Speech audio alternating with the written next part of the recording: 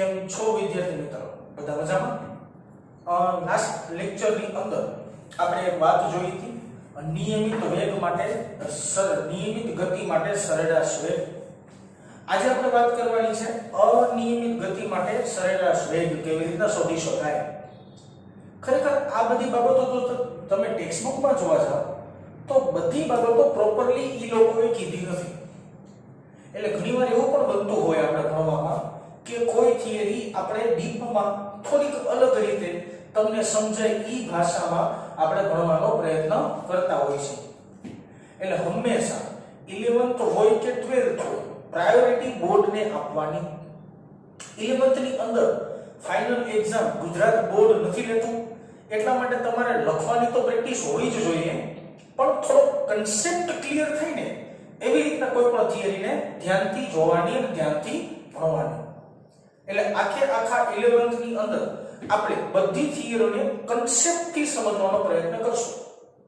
કે કોઈ શબ્દ લખો છો તમે તો એ શબ્દનો એક્ચ્યુઅલ વ્યવહારિક જીવનમાં મતલબ શું થાય એ તમને ખબર હોવી જોઈએ. ઘણા વિદ્યાર્થીઓ મને પ્રશ્ન પૂછતા હોય છે કોમેન્ટ સ્વરૂપે. હા, પહેલા તમારે આખો વિડિયો જોઈ લેવાનો. ઘણીવાર એવું પણ બને કે તમારા જ પ્રશ્નનો જવાબ વિડિયોના અંતમાં રહેલો હોય અને તમે મને પહેલા પ્રશ્ન પૂછી લો. એના કરતાં બેટર સૌથી પહેલા આપણે આખો વિડિયો જોઈએ. એમાંથી આપણને કાંઈ પણ બાબત નથી સમજાતી, કોઈ નાનો મોટો પ્રશ્ન નથી સમજાતો, તો તમારે મને કોમેન્ટ સેક્શનની અંદર કોમેન્ટ કરીને પ્રશ્ન પૂછવાનો. હું બને એટલી જલ્દી તમારા પ્રશ્નનો જવાબ દેવાનો પ્રયત્ન કરીશ. બરાબર? ઓકે, લાસ્ટ લેક્ચરમાં આપણે વાત હતી નિયમિત ગતિ માટે સરેરાશ વેગ. આજે આપણે વાત કરવાની છે અનિયમિત ગતિ માટે સરેરાશ વેગ.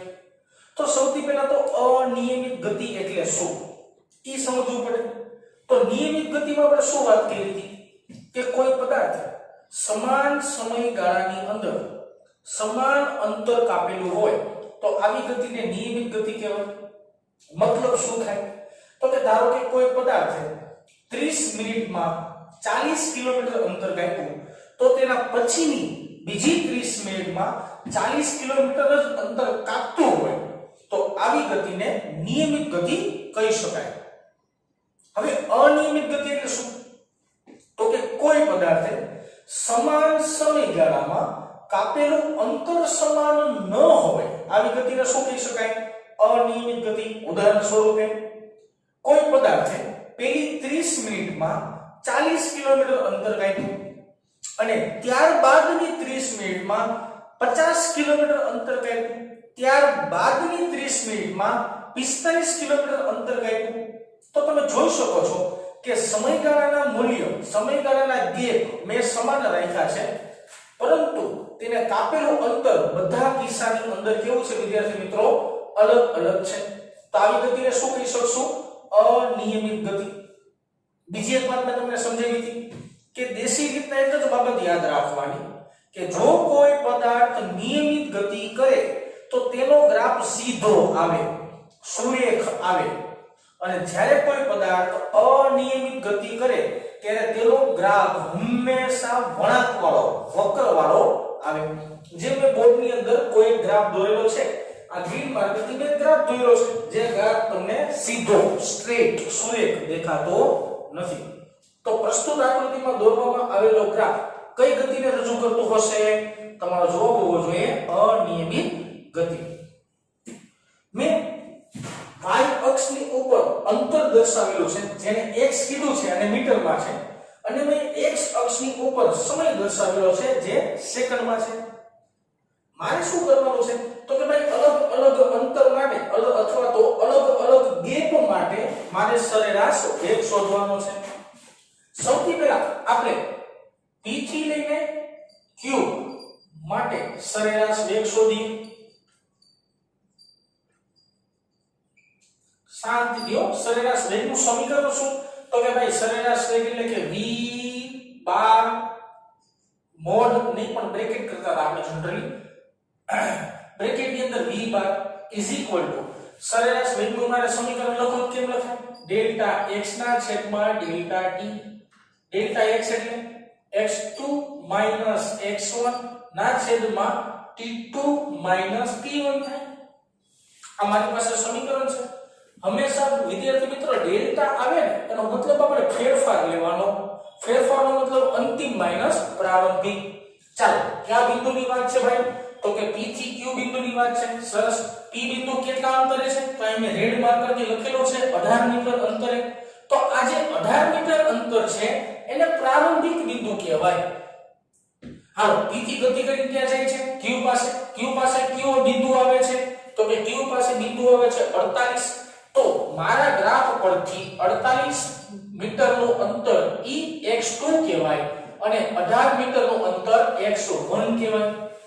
યાદ રાખજો ભાઈ, અંતિમ માઈનસ પ્રારંભિક, અંતિમ 48 છે અને પ્રારંભિક 18 છે। આ અક્ષ ઉપર અંતર અને આ અક્ષ ઉપર સમય છે। હાલો છેદમાં આવી જાય। છેદમાં વાત છે t2 t1।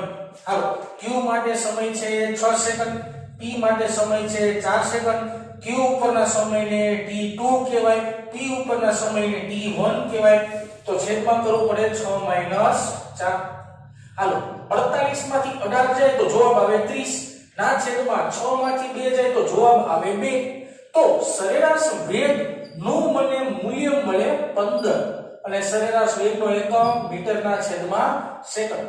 તો આ તમને મળ્યો p થી q માટે સરેરાશ વેગનું મૂલ્ય। આ તમારો આન્સર થઈ ગયો ભાઈ। સરસ। આગળ વાત કરી, આપણી વાતને આગળ વધારી। શું વાત છે? તો કે ભાઈ હવે મારે q થી r માટે સરેરાશ વેગ શોધવાનો છે।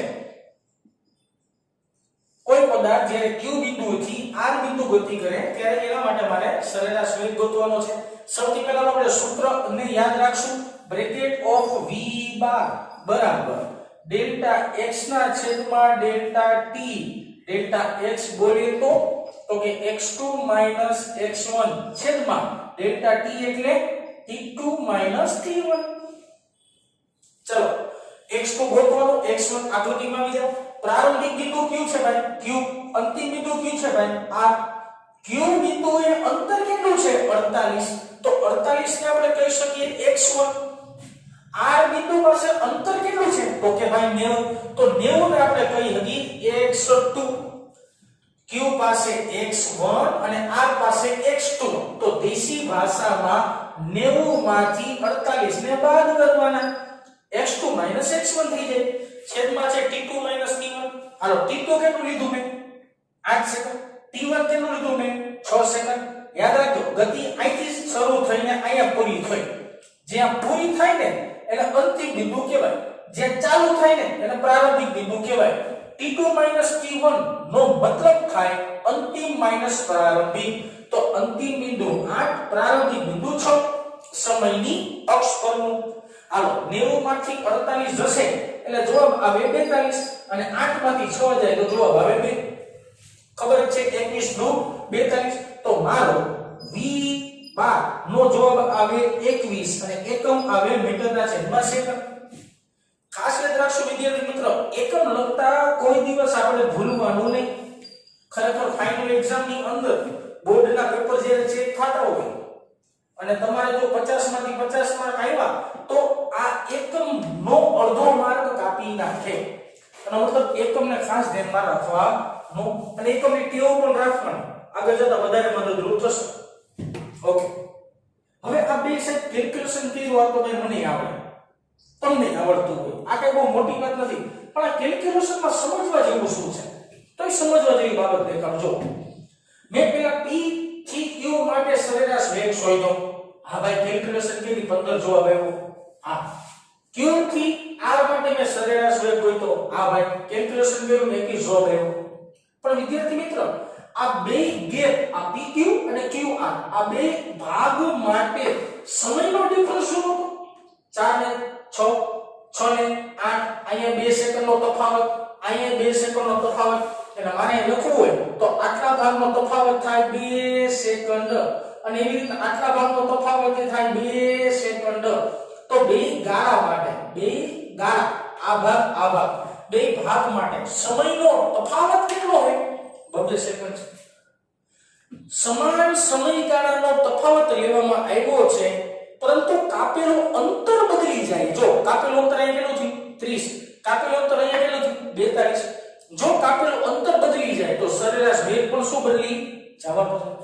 મતલબ સમયના સરખા તફાવત માટે પદાર્થે કાપેલું અંતર અલગ અલગ હશે તો સરેરાશ વેગ બદલશે. બીજી એક મારી અગત્યની વાત છે અને એ ખૂબ જ અગત્યની કહી શકાય. મને આમાં બહુ મજા નથી આવતી. કેવી રીતના મજા નથી આવતી જો સમજાવું તમને. મસ્ત ઉદાહરણ આપો જે ઉદાહરણ તમને મગજમાં બેસી જાય એવી વાત કરી આપણે, બરાબર ને? ઓકે, મેં એવું નક્કી કર્યું કે મારે રાજકોટ થી જામનગર જવું છે. હા બરોબર, મારી આખી વાત. મારે રાજકોટ થી જામનગર જવું છે. હવે રાજકોટ ને પ્રારંભિક બિંદુ કયો, જામનગર ને અંતિમ બિંદુ કયો. આ રાજકોટ ને પ્રારંભિક બિંદુ વિચાર્યું, જામનગર ને અંતિમ બિંદુ વિચાર્યું. રાજકોટ થી જામનગર વચ્ચેનું અંતર 100 કિલોમીટર છે. કેટલું છે? 100 કિલોમીટર. હવે મેં શું કહ્યું તો કે સાહેબ આપણે સરેરાશ વેગ ગોતવો છે. શું કરવાનું છે? આપણે સરેરાશ વેગ ગોતવો છે. એટલે આપણે કિંમત મૂકી દો કે ભાઈ ડેલ્ટા x ના છેદમાં ડેલ્ટા t અંતરનો ફેરફાર ના છેદમાં સમયનો ફેરફાર, એટલે તમને સરેરાશ વેગ મળી જશે.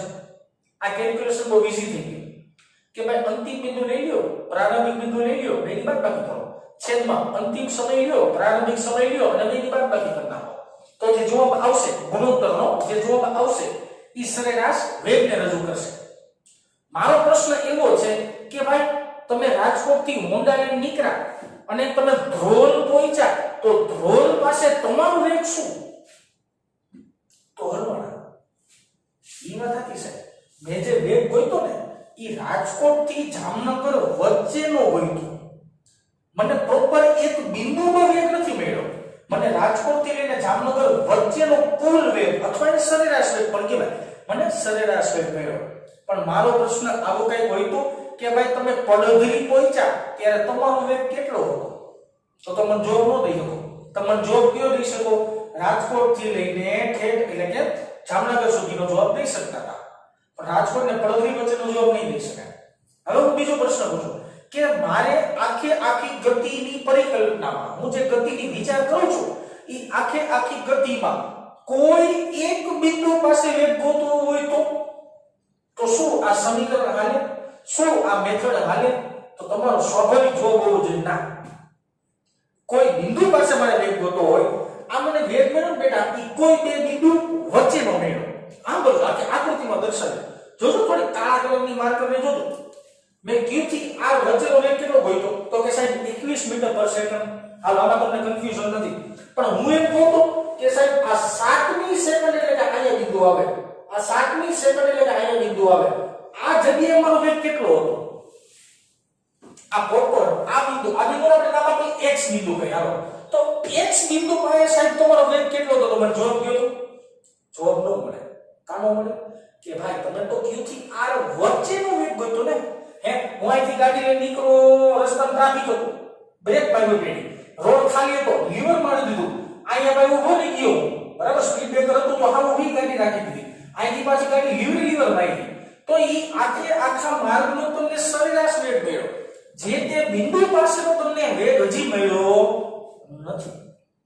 મારો પ્રશ્ન અહીંયા ઊભો રહી ગયો કે તમારે જો કોઈ પણ બિંદુ પાસે વેગ શોધવો હોય તો એના માટે એક નવી રાશિને તમારે ઇન્ટ્રોડ્યુસ કરવી પડે અને જે નવી રાશિનું નામ છે તત્કાલીન વેગ. તત્કાલીન વેગ અને ઝડપ. તત્કાલીન ઝડપ પણ લખી શકાય બેટા. તત્કાલીન વેગ અને તત્કાલીન ઝડપ. Sorry okay. તત્કાલીન વેગ અને તત્કાલીન ઝડપ એટલે શું? તો મારે ગતિ દરમિયાન કોઈ એક પ્રોપર બિંદુ પાસેનો વેગ શોધવો હોય તો તેના માટે વ્યાખ્યાયિત કરતી રાશિને તત્કાલીન વેગ અને ઝડપ કહેવાય. તત્કાલીન વેગ કહેવાય, ખાલી વેગ કહેવાય અને એને તાક્ષણિક વેગ પણ કહેવાય. તાક્ષણિક વેગ પણ કહેવાય. ત્રણ નામ છે. પહેલું નામ તત્કાલીન વેગ, બીજું નામ ખાલી વેગ. ખાલી એટલે આગળ ખાલી લખતા નહીં હો, ખાલી વેગ એટલે ઓન્લી વેગ જ લખવાનું એમ.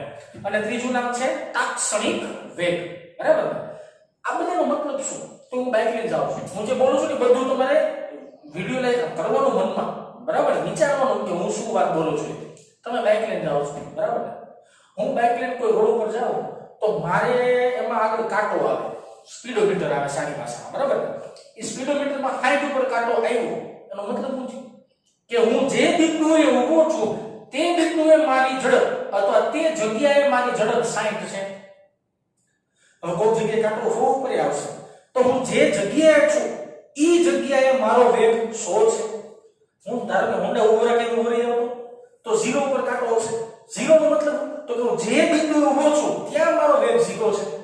કહેવાનો મતલબ એવો, સ્પીડોમીટર ની અંદર જે વેગ દર્શાવે છે ને કાંટો, ઈ જે તે બિંદુ પરનો વેગ છે, જે તે બિંદુ પરનો વેગ છે.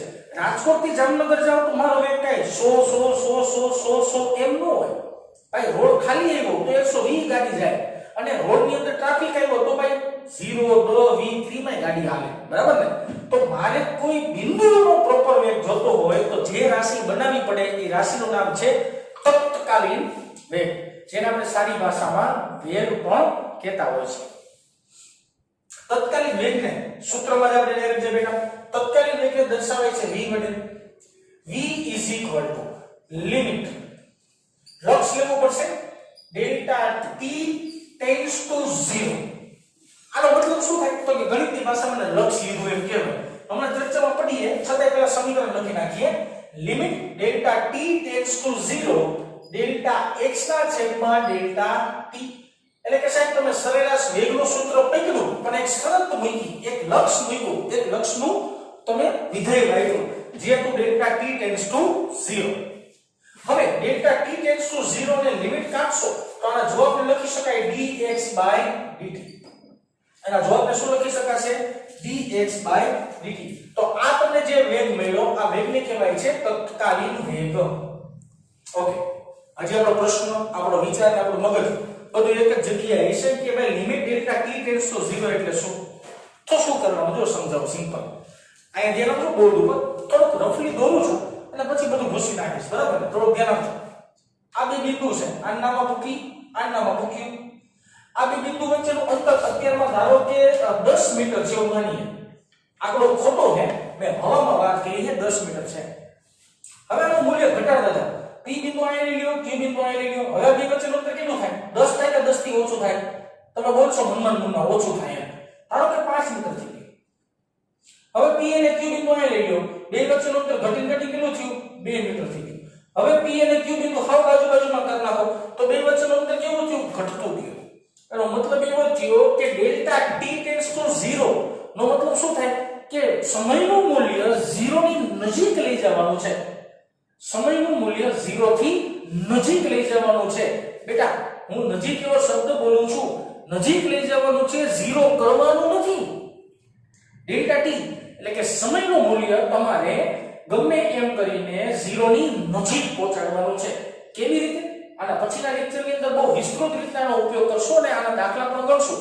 પણ અત્યારે હું વાત કરતો હોય તો સમયનું મૂલ્ય ખૂબ જ શું કરવાનું છે? નાનું કરતું જવાનું છે. તો આને કહેવામાં આવે છે લક્ષ. લક્ષ એટલે લિમિટ, અને limit delta t tends to 0 નો મતલબ થાય સમયનું મૂલ્ય ખૂબ જ નાનું કરવાનું. ગણિતની અંદર જો કે આવશે ભણવામાં, છતાં મેં વાત કરી.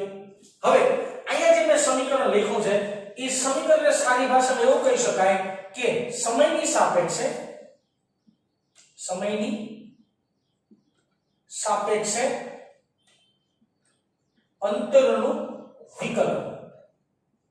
વિકલન એટલે કે કલન શાસ્ત્રની અંદર ભણવામાં આવતી એક રાશિ, એક ચર્ચા જેને કહેવામાં આવે છે વિકલન. એટલે શું એમાં સમજાવો? સમયની સાપેક્ષે અંતરનું વિકલન. અહીંયા નું આવશે. હા, સમયની સાપેક્ષે અંતરનું વિકલન. સમય સાથે અંતરનું જો વિકલિત સમીકરણ લેવામાં આવે અને જે જવાબ મળશે એ જવાબ શું મળશે? તત્કાલીન વેગ મળશે. મારે અહીંયા ચર્ચાને થોડીક આગળ લંબાવવી હોય તો લંબાવી શકાય. મારે આ સમીકરણના એકમની ચર્ચા કરવી હોય તો અહીંયા લખી નાખું છું સમીકરણનો એકમ. અંશની અંદર શું છે વિદ્યાર્થી મિત્રો?